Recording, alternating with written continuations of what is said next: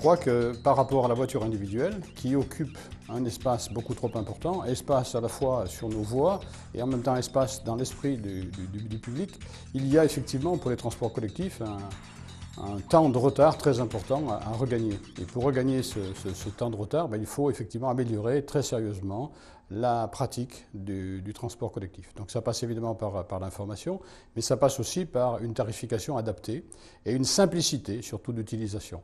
Parce qu'aujourd'hui, si vous voulez venir de Saint-Étienne à Lyon, il faut encore avoir différents types de transport dans sa poche, passer d'un réseau à l'autre, etc. Donc l'objectif, c'est d'arriver à une tarification beaucoup plus simple et très lisible. Donc ce sera fait en ce qui concerne, ce sera possible en ce qui concerne Saint-Étienne Métropole à partir de 2009 avec une billettique nouvelle qui permettra sans doute un système de type carte à puce qui permettra de payer son transport en fonction du trajet que l'on fait. Alors, je crois d'abord que la région urbaine de Lyon, c'est un territoire très intéressant pour les usagers du transport collectif en général. 2 500 000, près de 3 millions d'habitants dans une zone comme celle-ci, je crois qu'il n'y a que la région parisienne qui puisse être comparée. Donc l'idée de la carte orange que la RUL aura, si on y arrive, et je le souhaite bien entendu, aura mis vraiment sur le métier, eh bien à partir de ce moment-là, on aura une véritable efficacité. Mais bien sûr, ça passe encore par de nombreuses étapes. Et il y a, comme je vous l'ai dit, le matériel, bien entendu, la technique, et puis il y a toutes les compensations à mettre en place. Et ça, ce sera compliqué, mais je crois que ce que la RUL aura initié, et qui sera repris à la fois par la région et les autorités organisatrices, eh bien, j'espère, enfin j'ai bon espoir, que nous arrivions à quelque chose qui permette d'être vraiment comparable avec la voiture individuelle.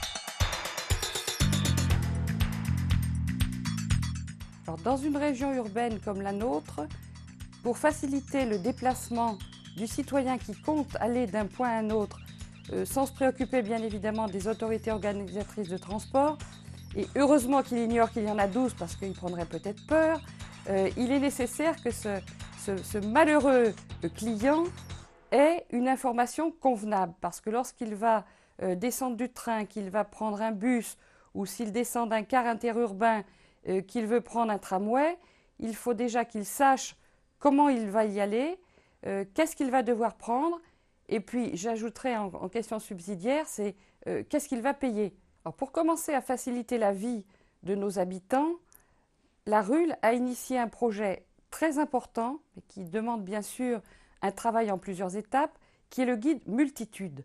Donc la première étape, ça a été de formaliser sur un grand plan l'ensemble des réseaux des 12 autorités organisatrices de transport de notre région, de cette région urbaine lyonnaise. Une deuxième, une étape bis, a été de le mettre sur un site internet, mais qui est actuellement un site portail. Et la deuxième étape, qui se dirige vers une centrale de mobilité, c'est d'avoir quelque chose d'interactif, de pouvoir, un petit peu comme certaines autorités organisatrices urbaines, je veux citer bien sûr par exemple le Citral, on clique sur TCL et on peut faire son trajet, on peut calculer le temps, on peut vraiment avoir dans la poche, on imprime quelque chose qui est vraiment le guide pour circuler. C'est ce qui sera fait, mais là bien sûr de façon beaucoup plus complexe, puisque si on part, par exemple si on arrive de l'Isère et qu'on veut aller à Lyon, on aura l'ensemble des modes qui seront décrits, et bien sûr les kilomètres, le temps, etc. Donc quelqu'un pourra partir avec ce viatique et se dire « je n'ai pas peur d'y aller, je pose ma voiture et enfin j'ai la liberté de prendre les transports publics ». En fait, cette deuxième étape, qui bien sûr ne sera pas la dernière, c'est une étape qui doit montrer, qui veut montrer, mais qui devra montrer de façon forte à nos concitoyens que l'ensemble des autorités organisatrices sortent un petit peu de leur fonds de commerce et sont capables de travailler ensemble en direction du client citoyen, et soient capables de travailler à la fois sur les outils, sur la tarification et sur vraiment cette fluidité. Parce que si on veut arriver à convaincre les gens, il ne faut pas que le développement durable soit incantatoire, il faut vraiment que ce soit très concret, et si on veut concrètement pousser les automobilistes à réfléchir, à poser leur voiture, Sans doute que le prix du baril va nous y aider, moi je m'en réjouis. Mais si vraiment on veut amorcer une réflexion, il faut que tout le monde s'y mette, que l'ensemble des autorités organisatrices soient conscientes de la nécessité de clarifier la situation, aussi bien sur le déplacement lui-même que sur la tarification.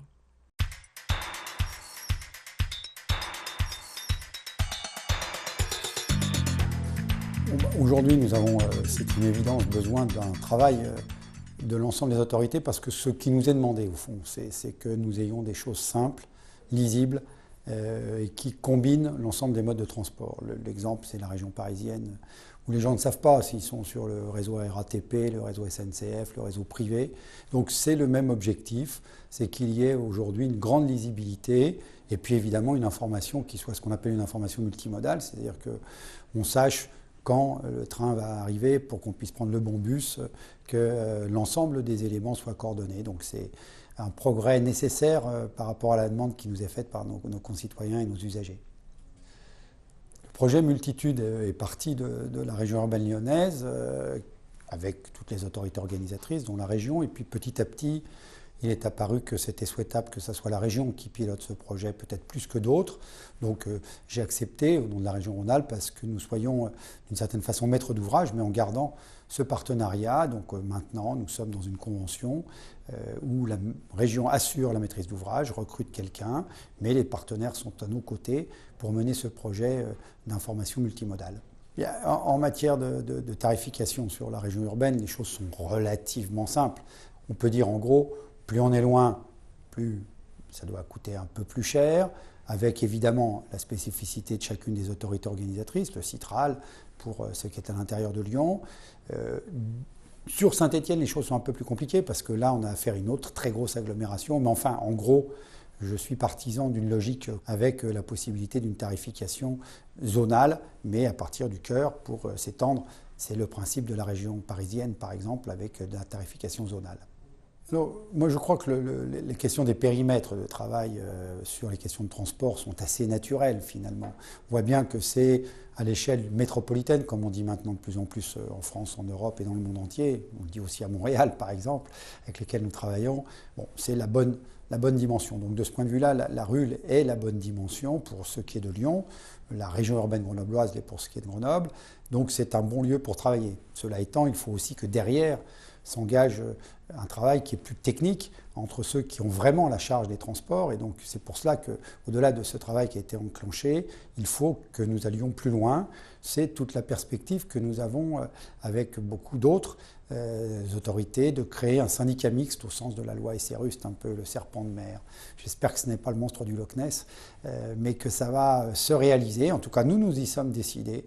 Donc, premier temps, de la concertation, dans le cadre de la RUL, des réalisations, multitudes, mais un deuxième temps qui est beaucoup plus opérationnel avec les autorités organisatrices dans ce fameux syndicat mixte. J'espère qu'après les élections de mars 2008, qui vont renouveler les exécutifs locaux, nous pourrons rapidement déboucher, car c'est ce que nous demandent nos concitoyens. Hein. Pas simplement des réflexions, mais de l'action pour que nous y soyons tous. C'est déjà le cas avec ce fameux REAL. Eh bien, il faut le traduire en termes institutionnels. C'est notre souhait à tous.